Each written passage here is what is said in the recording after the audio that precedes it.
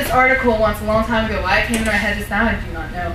But it was about this mother who, her son was mentally challenged, and he wouldn't develop past the age of 5. So he's always like a 5-year-old. And so he's 30-something and still living with her. Obviously, he can't live out on his own. And she hears him in his bedroom going, God, where'd you go? Where'd you go? And she's like, looks in, she's like, what is he doing? And he looks under his bed, he goes, oh, there you are, God. And I was like, whoa, that's a little crazy. And then she's like, but as I was thinking, I was like, oh, that's kind of weird. She's like, we lost that faith. That, oh, God's right there, I know it, you know, I'm fine. We have entered to the place of adulthood where we second guess everything. We don't just dive full into God with 100% faith and 100% belief and just absolute knowledge. The doubt starts to enter our head. And then the world starts to enter us and around us, and we're just so confused, manipulated by this world, manipulated by the devil. We say, oh, I'm never going to let the devil manipulate us, but he does. He manipulates you 24/7 all the time. It's in your head. He's telling you what to do. He's telling you what not to do.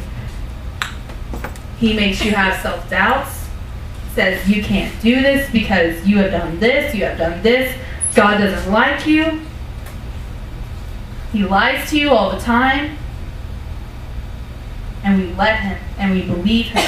And we do the things that we know we shouldn't do because we're looking for something. What are we looking for? We're looking for happiness. And where can we find it? Not here. We can only find it in God. God is happiness. God is love. And if you ever have experienced the full power of God's love in your heart, then how can you deserve it? I have. Everyone has deserted God at least once, even though they felt that love. And the question is why? Do we forget that easily? Do we forget how that felt, and we just want to go on to something that's now? We think God's a later factor, and the world is now. I can enjoy this and then have God later. It's not dessert.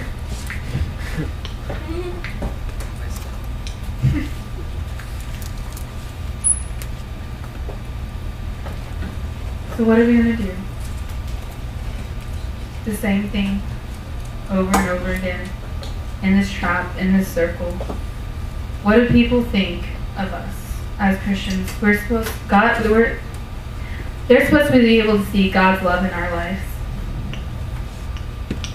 That is how we are supposed to represent God, by being a light into this world. Can we do it?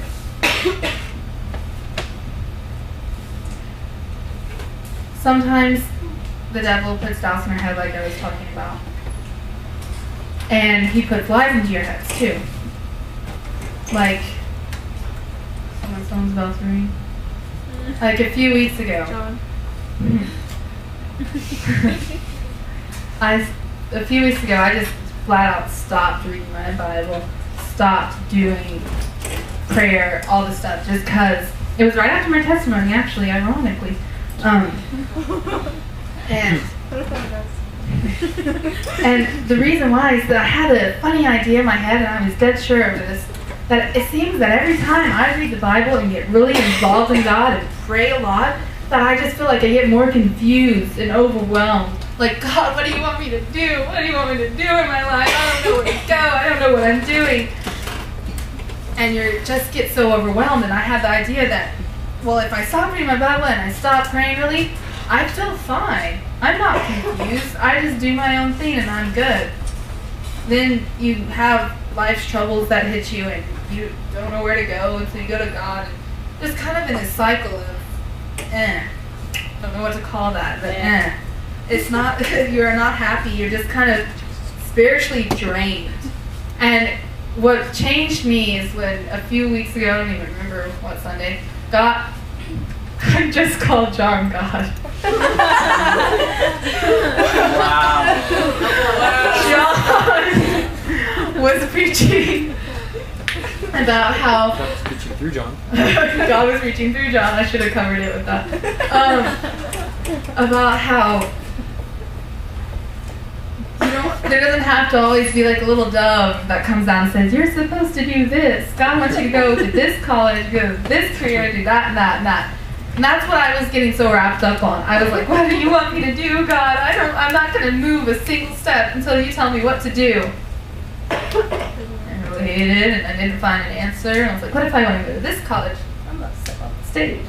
What if I want to go to that college, or the next college, or blah, blah, blah, blah. Master's commission, SAG-U, TCC. Where do I go? What do I do? God, tell me, tell me, tell me. I realized that as you follow His commandments, that it's okay, you can make your own decisions. He did give us that thing. That's huge. He did give us that ability to make our own decisions.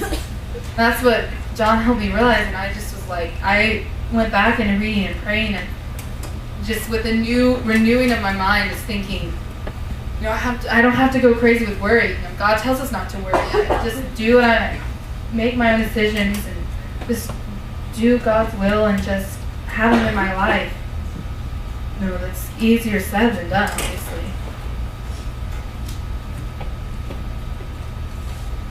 So,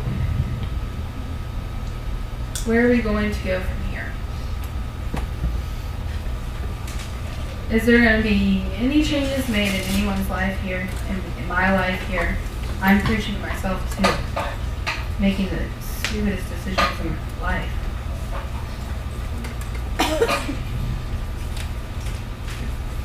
So do we want to have God as our refuge? Do we want Him to be there, to be the ultimate source of power in our life, to be able to how amazing would you feel if someone just came up to you and was like, I can see God in you? Has that ever happened to you? If it has, it's an amazing feeling. For someone to see God in you.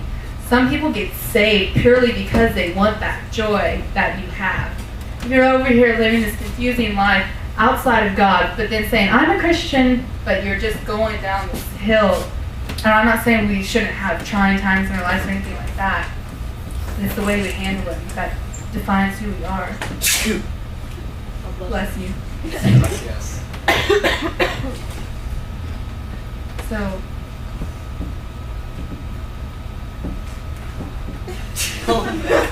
Preaching. I love you, Beth. I'm sorry. You're funny.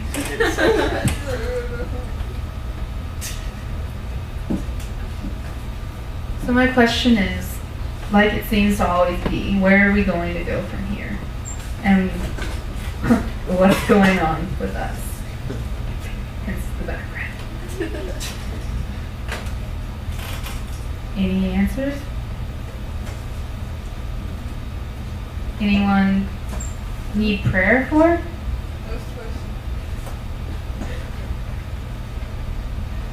I do. Heidi? Philip? Jessica? Can't see you past that point. I can see your hand, but I can't see.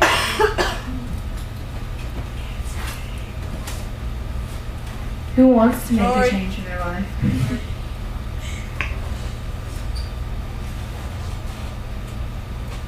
Who is wanting to step forward for God? Is that too much of a burden for someone who died for us so we could be in heaven? Is that too much of a burden to live for Him?